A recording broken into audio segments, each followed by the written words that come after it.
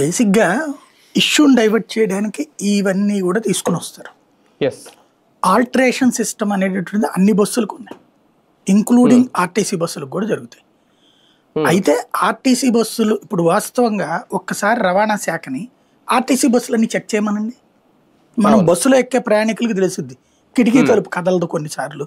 లేదా ఆ దారిలో ఆగిపోయి జనం తోస్తే కదిలేటటువంటివి ఉంటాయి.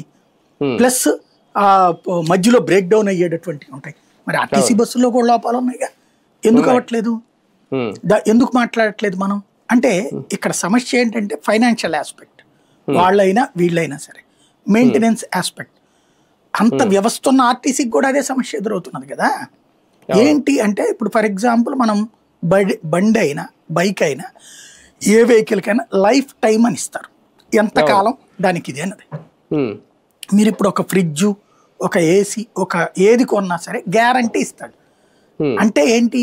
ఆ గ్యారంటీ పీరియడ్ వరకు అది గ్యారంటీ, అంతే. ఆ తర్వాత మనకు బోనస్ అంతే. మనం ఏం చేస్తాం? కంప్యూటర్ కొంటే ఏడాది గ్యారంటీ అని తీసుకుంటామా?